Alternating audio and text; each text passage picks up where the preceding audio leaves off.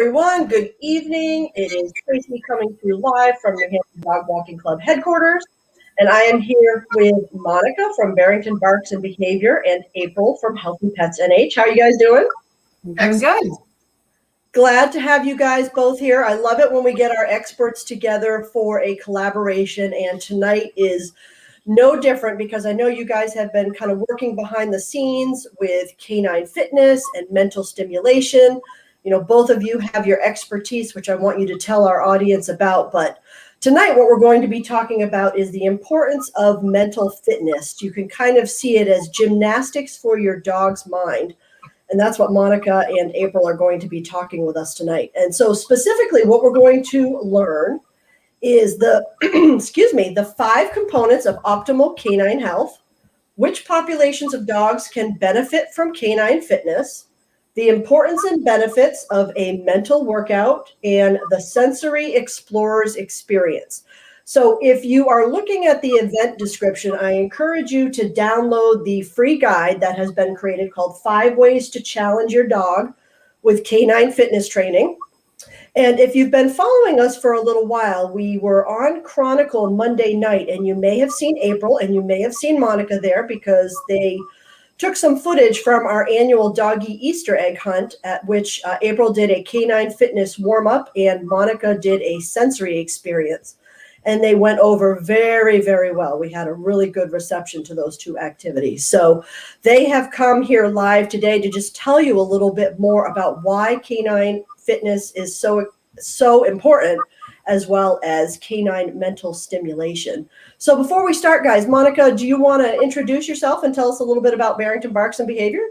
Sure. I'm Monica Allaire-McMahon. I'm the owner of Barrington Barks and Behavior, and I work primarily with family dogs, and I use enrichment planning as a foundation for all other learning. Boom. Wonderful. Drop the mic. April, tell us a little bit about you and what you do at Healthy Pets NH. Yeah, absolutely. So I own Healthy Pets New Hampshire, which started out originally as sort of just a mobile classroom teaching CPR and first aid for pets. And then it expanded out from there. I'm a human massage therapist for 26 years. And so I realized that I wanted to start incorporating all that I did physically with my human clients. I wanted to branch into the small animal massage world as well, which then led me down the path of canine fitness training because I was realizing that just as with humans, there's such a strong connection between the overall fitness, whether it be physical and mental, and that combined component of overall wellness for an animal. And so I just sort of put the 2 together and have been focusing more lately on the actual canine fitness aspect of things, still doing the massage, but really working on the canine fitness as a way to sort of help people either do preventative type care for their animals so that there's no injuries and no need for surgeries, but also what we're discovering is that there's far more injuries happening and far more surgeries that are happening with our domestic animals. And I'm trying to help bridge the gap and help people figure out how do they prevent these things from happening, but when they have happened, how do we keep them from happening again? And how do we just keep their overall balance of their body and their mind? Excellent. And I know you guys have a program coming up together too. What is the name of the program that's coming up? Monica. That is Sensory Explorers, and I'm really excited to be setting up at April's new, in her new facility. Digs. That's coming up on May 16th. I don't know, do you want me to give you some details? Just so May 16th, I wanted to get the name and the date, but yeah, let's go into more details as we go through this, because I think what we'll see in the presentation today, or what viewers will see, is they'll get a better understanding of the definitions we're throwing out there, and then they'll have a little bit more appreciation for this awesome event that you guys have coming up on May 16th. So I just wanted to prompt them for that. So we'll give more information at the end on that. So we also encourage you to ask questions as we're going along here as well, because if you have something that they, a question about something they've talked about, better to ask it now than to wait so that we can answer your question right away, as opposed to at the end when we may have moved past the subject. And Monica and April might say we're going to answer that. So, you never know, because Monica's going to be giving us a presentation as well. But we do welcome your questions. And if you are a member of your community, if you do not remember, the giveaway for this month, one of the ways you can enter is if you ask a question of our presenters during our live broadcast. So it's a very easy way for you to earn an entry into the giveaway, and tonight is no exception. So feel free to ask your questions, and we will get them answered here during the live broadcast. All right, great. So why don't we jump into it? So April, you're going to tell us about the 5 components of optimal canine health. Say that 10 times fast. And then we'll get into the mental, Tracy. That's right. I need that. Right? Yeah. So 5 components of optimal canine health. So when you approach an animal from a fitness training standpoint, we actually make sure, and when I say we, I'm talking about certified canine fitness trainers, we make sure that we are hitting on 5 aspects of their overall physical health as well as their mental health to create a balance of, what we're doing with them, how we're working with them, to make sure that no one piece of the body or piece of the brain essentially is being left out. And so those 5 components are strength, flexibility, balance, cardiorespiratory endurance, and then mental focus, clarity, and endurance as well. So those 5 components are actually mentioned in the free download that you can get tonight. So if people have downloaded that, they can sort of look at that and follow along, knowing what we're talking about. And each of those categories, I actually provided them with a particular thing that they could do to work that aspect of optimal canine health. Okay. And so just a really brief rundown for them, having all of those together. If you think about your own workout, if any of you have ever worked out with a personal trainer, even if you haven't used a personal trainer, just working out on your own, we have a general understanding that it's all well and good to have strength. But like we know with a lot of athletes that, their peak performance happens when they can actually combine strength with flexibility. So, for your body to be able to move freely through space and time, there has to be an association of 2 of those. So the strength allows you to be able to do certain movements and do them in a safe way that protects your body from perhaps falling or injury or anything that would create imbalance within the body. The flexibility gives your body the ability to work with that strength. And yet when the strength calls upon the need for stretching the body to a particular position, to a particular object, or whatever way that it requires, then your body's able to do that. And those 2 don't always go hand in hand, which is true mostly for humans. We can get really muscle bound with no flexibility whatsoever, and that limits our range of motion. It also, without getting too much into the sort of physiology of it, it also affects the way your body uses nutrients, uses oxygen, gets rid of waste and things such as that. So the strength and the flexibility have to be in coexistence. The balance tends to refer more towards really engaging, having an overall balance between the front end, hind end, and then core. So core, just like with humans, is super important for an animal because it's the center of our body. It kind of tend to works with the center of gravity. And it's the thing, if we can have a nice solid core, it's the thing that keeps us very solid and stable on our feet, as is true for our animals. And so then again, as your body's moving through space and time, and you've got the strength to be able to do that, you also have the flexibility to create those body movements and postures to do what you need to do. The balance aspect from a physical standpoint, being the musculature, is going to keep you solid and sturdy so that those activities can happen without falling, without, slipping or having an imbalance that can ultimately set the entire body out of balance and then therefore set us up for strain or injury or worse, tears and things such as that. And so that covers more of the physical aspect of things. And then you move into the final components, which are the cardiovascular. So obviously, can you separate strength and cardiovascular? You could. In a human workout, you could do a strength workout or you could do a cardio workout. But with our dogs in particular, almost everything that they do is going to incorporate some kind of cardiovascular. And so like just going up a set of stairs is a cardiovascular event for some of our dogs, especially if they're seniors, if they're overweight, or if they're mobility challenged. Walking them daily is a cardiovascular event for our dogs, especially if you have like a little teeny tiny dog that you're walking and, they have to take 10 paces to your 3 or 4, right? So things can become very cardiovascular. And so of course that's a component that we want to work with. We do tend to have in these days sort of more couch potato-y dogs because of the kinds of lifestyles that we live. And so the cardio doesn't necessarily happen. And to be honest, the cardio is something that if left to their own devices, that's a very big component of their lives, and we've taken it away from them. So that's why we want to reintroduce that back into their routines. And then the mental, I can't even begin to say enough about the mental. So I have a lot of people that will tell me that they have a dog. I don't know what to do with this dog. They have so much energy. I ran them 5 miles today, and it's like we never did anything, right? And so I'll just often say to them, well, did you make them think? Did they actually have to do something? Did they get to smell something? Did they get to actually explore different surfaces? Like, that's the kind of stuff that really creates the mental strength, focus and endurance, essentially. And it's also a component that we forget as humans. Think about it this way. Our dogs oftentimes have to be laying around the couch all day waiting for us to come home. They can't create their own entertainment. They're bored out of their minds. Imagine if you were told that the only thing that you got to do from Monday through Friday from 8 o'clock to 5 o'clock was sit on the couch with no TV, no radio, nothing to entertain you, and you just had to be sitting there.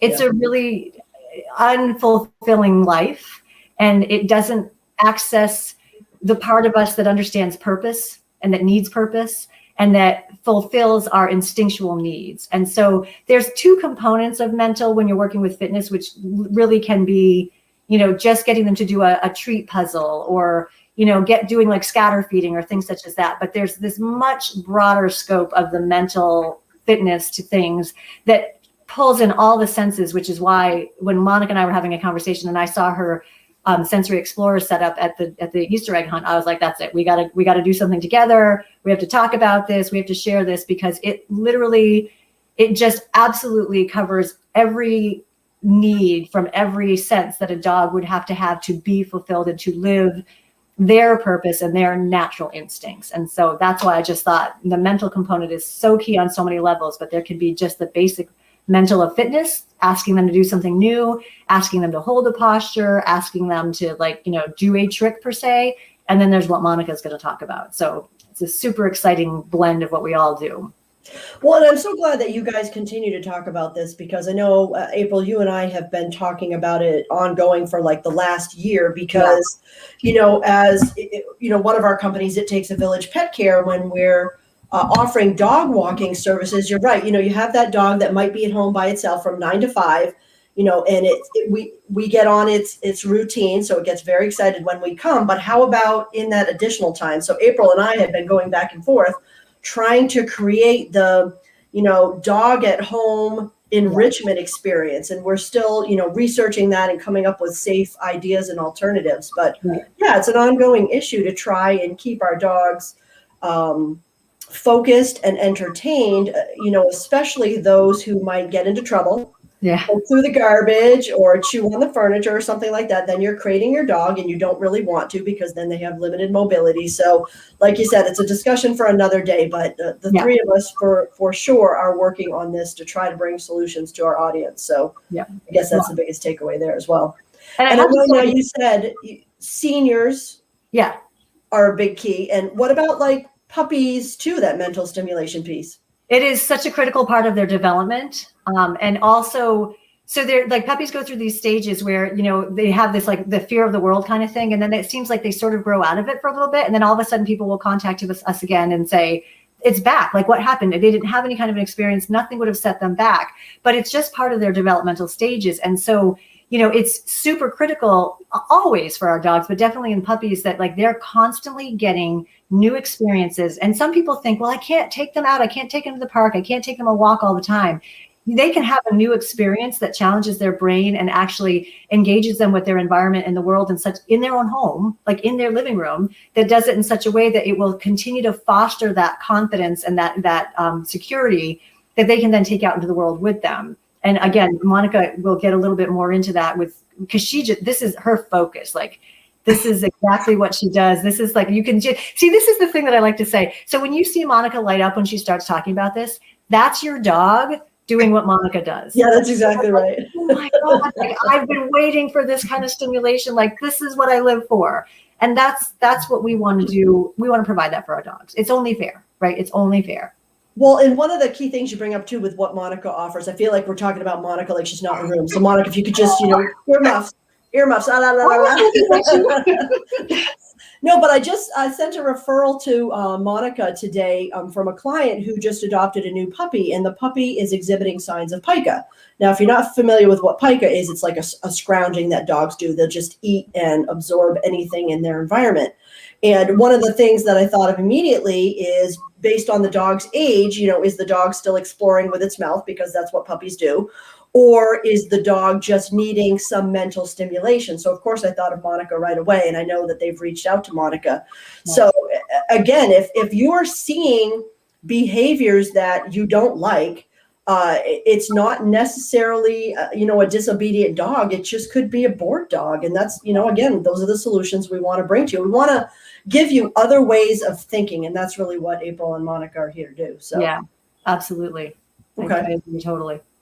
Okay. So are there any other populations of dogs that would benefit from canine fitness that we want to mention? Yeah, well, so yeah, I mean, basically all dogs can benefit from canine fitness, but the when you work with a trainer or somebody that's actually been through understanding the dog's developmental stages, not just physically, but mental development stages as well, and even understanding restrictions and limitations. So, being a massage therapist, I have looked at animals from the not just like a relaxation aspect of it, but like how does their body work, the kinesiology of movement, like how body parts work together and where the balances happen, where the imbalances happen.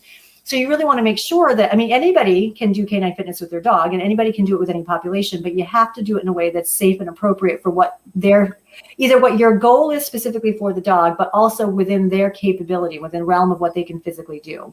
So you can do canine fitness with puppies. You can do it with what we call just the general family pet, right? And then we also have categories of sporting and working dogs. So what you're going to do with a sporting and working dog would be completely different than what you do with your family pet that tends to be more of the couch potato. But your family pet, oftentimes we turn them into the weekend warrior. That's awesome. It's good that they get out and do their things, but their body's still going to go through changes the way ours do when we just take off for the weekend and think that we're like, an Olympic athlete. So they're still going to experience those kinds of things unless you prep their body to receive that kind of work. So puppies, your family pet or the adult dog, sporting and working dogs, seniors in particular, you've got to keep them moving. I think sometimes we treat seniors with kid gloves because we think, oh, well, it hurts them to move or they don't have the strength in their hind end. That's not going to get better unless you work with it. And it doesn't have to look like this crazy workout. You just have to keep them moving, really. And then the other population is what we call the mobility challenge. So these are the dogs that either are tripods, so they have 3 legs. They're in carts, right? So they have either carts on the front limbs or they have carts on the back limbs, wheels that will allow them to be mobile. It could be permanent or it could be temporary. It can be a temporary,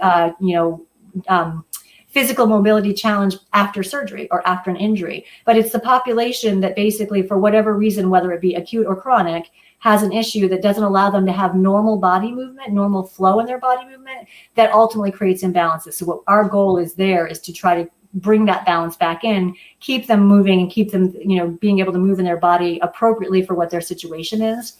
And that population can also include overweight dogs. And I hate to say it, but let's face it. It is a large problem with our pet population. We have a lot of overweight animals, and canine fitness training can be perfect for that. And it can be gentle and it can be fun. Absolutely. Yeah, all good points. Yeah. So now I know Monica's going to show us a presentation here too, but is there anything else that we want to talk about before we go to Monica in regards to the importance and benefits of a mental workout?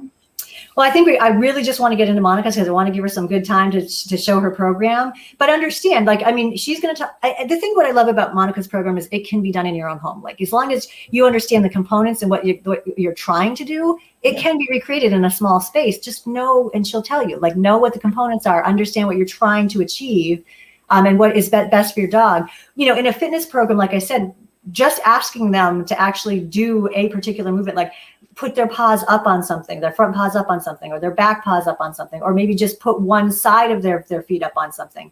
That takes a lot of mental effort. Yeah. It's mental and physical. And that is one aspect of the mental component of fitness. But she just takes it to a whole new level. And the reason I love it so much is because, again, it feeds natural instincts. We all need a sense of purpose. We all need to fulfill our sense of purpose. And dogs, they have things that they love to do. We don't often give them the chance to do that. How many times have you seen somebody walking a dog and they stop to sniff something and they just jerk it on the can? I gotta go. I gotta get to work. Yep. It's their walk. I call it reading the newspaper. Let them read the newspaper. And that's kind of, this is what I love about Monica's her work and her program. So take it away, Monica. Well, before we move to Monica, I just got a couple comments here I want to flash up. So Paige says, this is fantastic. Appreciate that, Paige. Yay. Catherine says, thanks for focusing on mental health too. So important. Absolutely. And Ray says, who would have thought that paw, high five, etc. could be fitness? Every little thing that you do with your dog. It's not rocket science. I always say this about everything. It's not rocket science. We're asking, you ask your dog to sit before they eat their food. If you ask them to do that maybe 3 times, it's a strength conditioning workout. Yeah. Yeah. Exactly right. Basic stuff. Yep. All right. So Monica, we are on to your wonderful presentation. Just let me know when you're ready to share here, and we'll flash that up. Okay. And again, like we said, if you guys have questions as we're going along here, feel free to ask them as we're going through the presentation here. We do have a hard stop around 6:45 p.m. So if for some reason we can't get to your question, we definitely will follow up. Monica and April are in the Dog Walking Club community as well and can certainly get to your questions after. All right, I see it there. I'm going to put it in the stream. All right, lady, you're good to go. All set. So Yes. Traci, you made an excellent segue into my topic when you mentioned our dog's behavior possibly being an irritant to us. And I think we're starting to shift. We are starting a shift in the dog training world. It's kind of brought on by people like Andrew Hale, Kathy Murphy, Kim Brophy, where we're looking at the dog's brain, what the dog needs, more than how can I change what my dog is doing to suit me. And that fits in beautifully with the program that I'm developing, which is Sensory Explorers. And as April mentioned, this is all about meeting a dog's needs. So, and this is under the category of enrichment for me. Remember, enrichment is not a food toy. Enrichment is meeting all of our dogs' needs, structuring an environment for them where we can meet those needs. And how do we know what those needs are? We're looking at the dog's ethogram. And that's basically a catalog or a table of what a dog would do naturally, their activities and their behaviors.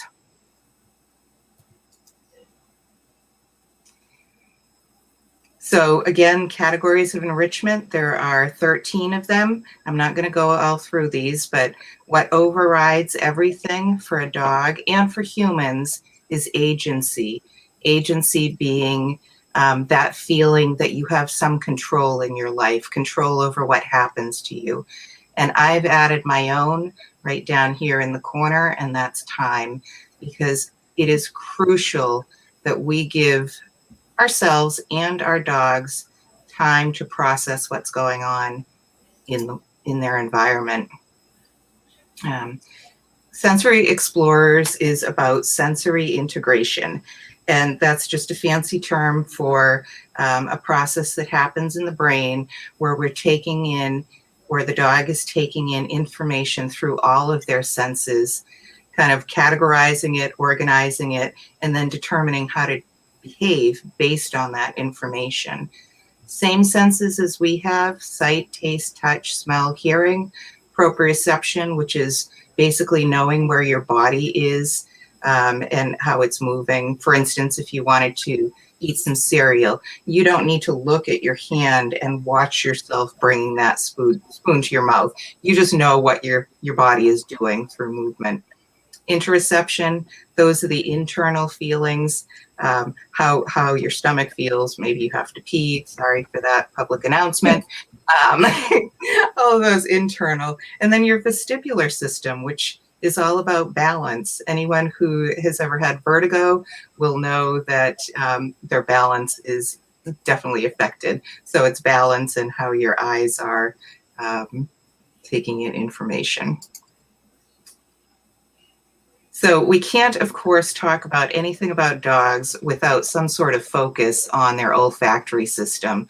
We've all heard that dogs' sense of smell is phenomenally better than ours, and there are many reasons for that. This whole skull is a processing center for smell molecules. You know, from the nostrils that are split, where a dog might take in smell from a familiar a familiar object through the left and an unfamiliar through the right, where the air enters the nasal cavity and goes through these turbinate bones, which are like a maze of folds, bony folds. Humans have maybe 3 folds. Dogs have exponentially more.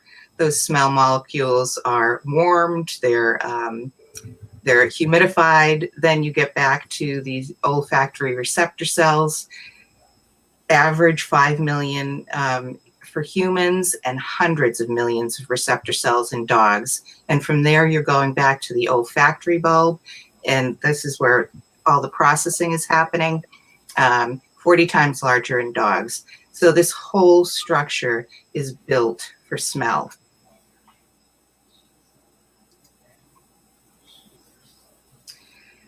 So I want to talk a little bit about sympathetic and parasympathetic, and this is part of the autonomic nervous system. And you probably all familiar with fight, flight, rest, and digest. So with a sensory explorer's experience, what we're aiming to do is move that dog into the rest and digest part of processing, the parasympathetic nervous system, where the heart rate is going down, the breathing rate is going down, the blood pressure is going down, and gut motility is increasing. If you spend too much time in that sympathetic fight or flight, we've all had that. We get anxious, we're worried, we think there's a threat. You can't eat, you can't sleep, you can't relax. One of the first talks I did with you, Traci, I was probably like, fight or flight. No, fight. No, flight. But you know that's not a place that you want to stay in. And our dogs absolutely do not thrive in that state either, where they're on edge. This is where behavior problems can crop up. And we call them behavior problems because they're an inconvenience to us, but think about what the dog is going through if they're living in this. Do I have to flee for my life? Do I have to fight to stay alive? No good. We want to be over here in this resting and digesting. And just a quick comment here, Monica. Jane says, good to know that we are looking at and thinking about the whole dog, just like educators and parents look at the whole child. Yeah, absolutely. Absolutely. Most definitely. You can't separate the pieces, just like us. Anything that's going on in any part of us has an effect. So how do we get to that, more into that parasympathetic rest and digest state with our dogs? Slow down. We have to slow down. And slowing down doesn't mean just slowing down physically. It means allowing our dogs time to meet their instinctual needs. And of course, one of those needs is to gather information about the world. If we rush them from one thing to another, they never get the chance to process what they're taking in through all of their senses. And dogs are naturally, a healthy dog is naturally curious by nature. Their purpose is to gather information about their environment, their world, and process that. That's what they should be doing. In some of the studies in India on street dogs, they found that 90% of the dog's life was spent in that calm state and only 10% in aroused. And by aroused, I mean not necessarily in a sexual way, but excited, hyper focused, going all over the place. Just 10% was that. Most of the dog's life was calm. So when we're slowing down, some of the things that we can see happen is with fast movement, the dog is using a lot of those superficial muscles. When we're slowing things down for them, they can use some of those deeper postural muscles. They tend to relax. They can process information more efficiently. They're in their parasympathetic sympathetic nervous system. And when we're doing these slow movements, like in the Sensory Explorers, there's no impact for the dog. I know April mentioned a little bit about weekend warriors, and oftentimes that's the case, that the dog is sedentary during the week, and then they go out and do some huge exercise and they end up injured. Even with a dog that's in a little more condition, some better conditions, some of the things that we do with them habitually can be quite damaging. Twisting, turning, ball chasing, frisbee catching, those have a huge impact on a dog's physical well-being. So when we're slowing down, we're taking risk away from the dog and allowing them to use those deeper muscles. And I just want to make an announcement, Monica. So there's an ongoing problem that StreamYard and Facebook are having, and you may have been watching us on a page and you are no longer seeing us. Hopefully you've switched over to another page, but if for some reason you're watching and you do lose our feed here at some point, you can watch us on the main Facebook page for the New Hampshire Dog Walking Club. It is an ongoing issue. Facebook is aware of it and they're trying to fix it. But if you're watching now and you do lose us, then please head over to the main Facebook page for the New Hampshire Dog Walking Club. All right. Thanks, Monica. You're welcome. So when we're meeting a dog's instinctual needs, this mental stimulation, and we're moving them into this, parasympathetic nervous system of rest and digest, that will lead on to great quality sleep. And we all know how important that is. You get memory consolidation going on, immune system boosting, stress reduction, improved mood, learning, and health.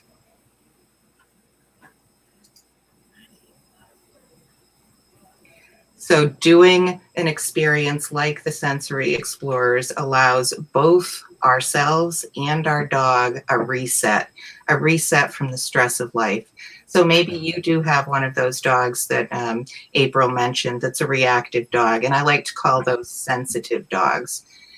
They respond, they have big responses to things in the world on an ongoing basis, and they just can't seem to get relief. And when that's happening, their human caregiver is experiencing the same kind of stress. So taking your dog away from those triggers, away from those stressors, gives you both a chance to reset. It's like yoga or Tai Chi as opposed to a marathon. I think I'm talking a lot with my hands, Tracy. That's okay. There's nothing wrong with that. We're all doing it. That's right. So I just love this quote, and I'm sorry I can't credit the author, but curiosity is the wick in the candle of learning. And I think I said before that things like Sensory Explorers and human caregivers allowing dogs time to be curious and to explore at their own rate is the key to everything. We want to encourage that. We ourselves, when we are curious, the learning is exponential. Yeah. We have time to pursue those areas of curiosity. It's phenomenal. You can't beat that. It has to start there. I love your visuals too. And Monica, your voice is just so soothing and calming. Yeah. I'm feeling very right now, very relaxed, just listening to you. Thank you very much. So now we just get to a couple examples of what a Sensory Explorer's experience might be like or look like. We have to bear in mind when we're doing something like this that a dog's perception of the world is much different than ours, not just because their senses are different, but they are on a totally different level than us. Even the Great Dane that I was working with the other day, who is almost as tall as me, they have a different visual of things. Yeah. So there might be some common threads in one of these setups that you'll see, but as time goes on and you get to learn different dogs through observation, you can see what items are meaningful to them, what they're drawn to, what they avoid. You can see what they really enjoy. And there are two schools of thoughts. Some people will not include any food in one of these experiences, and some will. I would never bring a hungry dog to a sensory explorer's experience, because if your dog is hungry, it can be frantic, and then this is not a relaxation for them. Feed your dog first, and then they can collect some extras.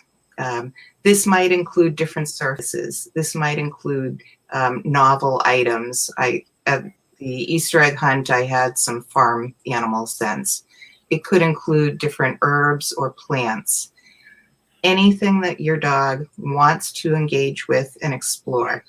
And in a session, I'm really delighted to be doing one at April's new facility, Canine Strong, because we're going to have a room to ourselves where we can go into the room, close, lock the door, and the human and their one dog will come in. They can be free of the leash, free of the collar, free of the harness. The human caregiver can sit and just breathe deeply, just relax, and just enjoy watching their dog be who they are. Yeah. So you're kind of describing a meditative experience here. I'm really digging this. I feel like it's like walking through a Zen garden, right? Yeah, yeah. That's kind of what it's doing. You know, This is so sometimes cool. I will include low music. Yeah. It depends on the dog and the human, but it wouldn't be, heavy metal rock or anything like that. And maybe some scents, but we have to be careful with scents not to be throwing stuff around the room. The scent that is in the room will be specific to a location so that the dog is free to explore it or move away. And the dog can't do anything wrong. However they engage, if they pick up the snuffle mat, that's great. That's what they wanted to do. If they turn over a sensory tile, excellent, no problem. It's not about right or wrong. It's about the dog having agency and deciding what to do.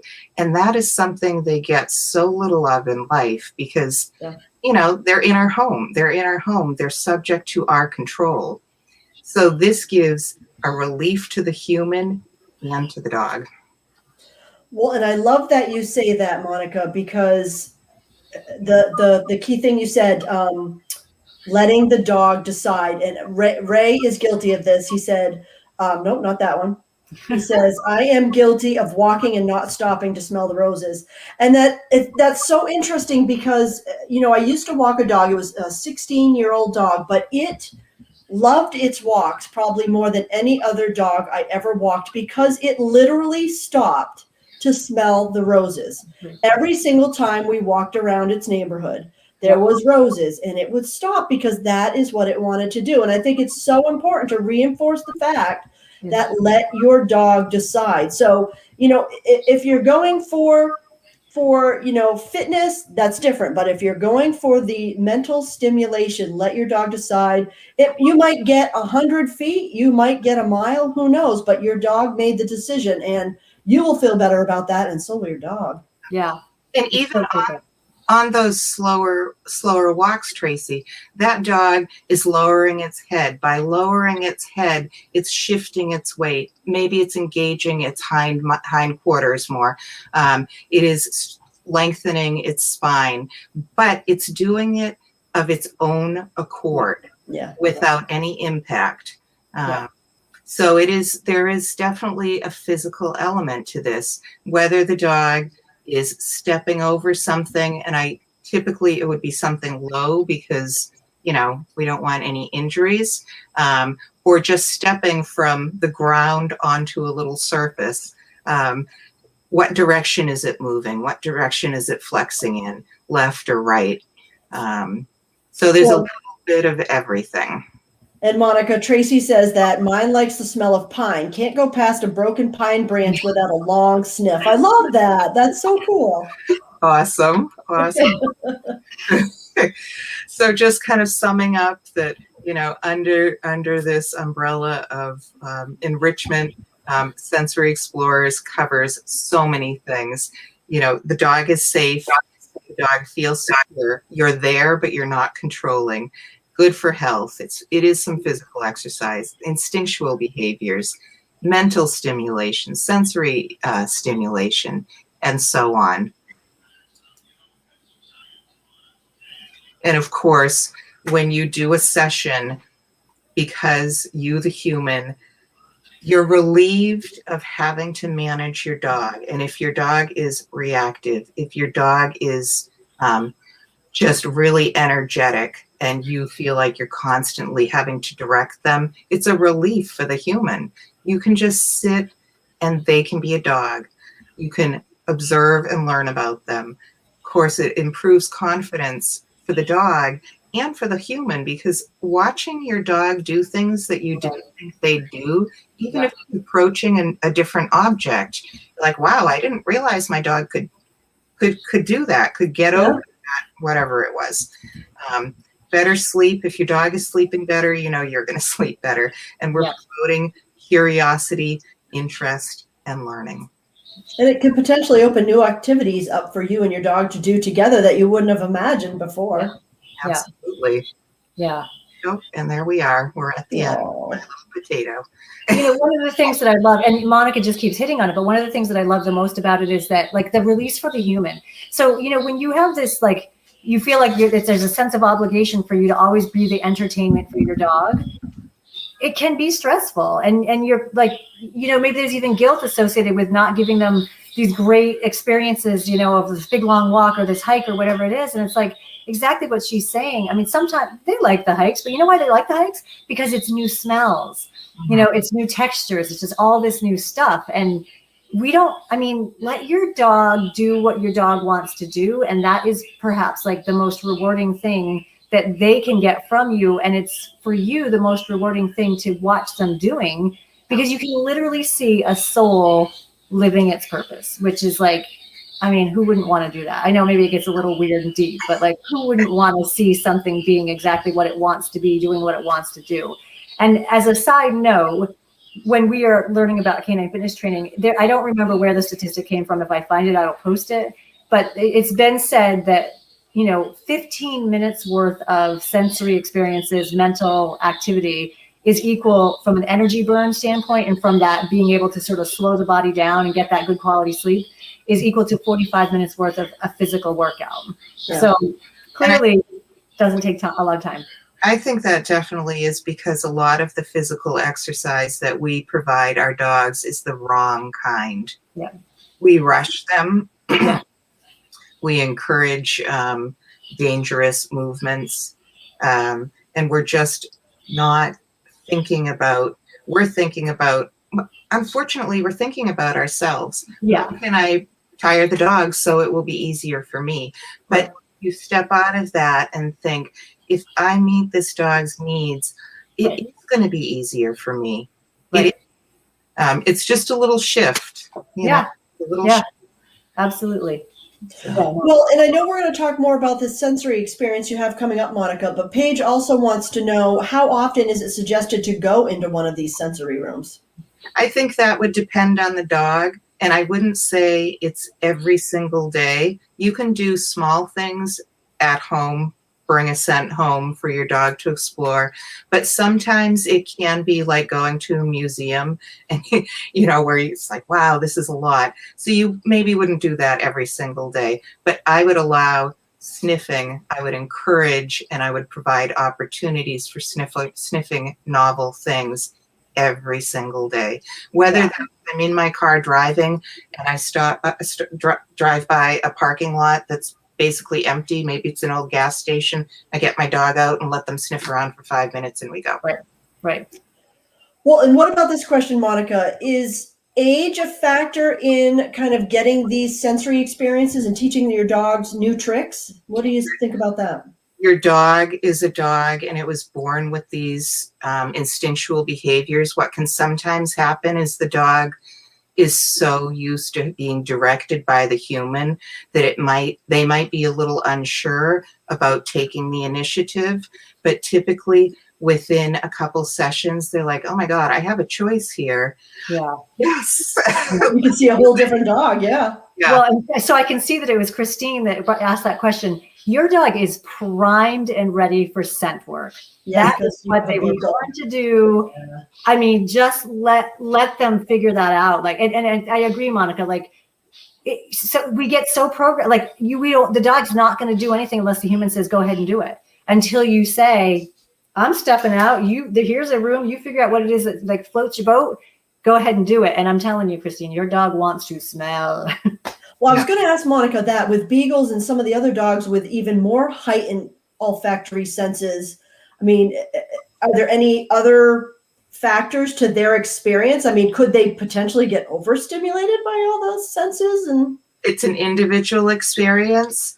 I would say if there was something going on in the room that was not appropriate for the dog, it's always possible to remove an item. Yeah. You know, or replace it with something else. And if a dog had really a severe dislike of, like my own dog, she doesn't like anything metal, I would move it. Okay. Right. But it be that giant nose, you know, what a great opportunity to let that beagle be free, where they so often have to be leashed because they just, when that nose is engaged, these are gone. Yep. That's Exactly. right. Not all. Yeah. So visualize this experience for us. So it's on May 16th, you said? Yes. Yeah. Okay. So it's a one person, one dog experience. And so they come to a room that's like this sensory experience extravaganza. And so how long is the session? So each session is going to last 25 minutes. Okay.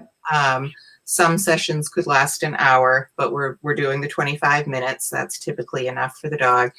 Myself and the lovely human will sit. And if you have a second human you want to bring with you, but I would say no energetic children, because that would be too hard for them. And we'll just sit and we can talk about what's going on, and we can make some observations about your dog. We'll be quiet, we'll be breathing, we'll be Zen-like, and we will just, you know, revel in the gloriousness of your dog being a dog. How neat. Okay. So this is taking place in Concord at April's new facility. Yeah. And so how does someone find out more information and sign up for this event? So I did post an event page. You can contact me through Barrington Barks and Behavior to schedule a time.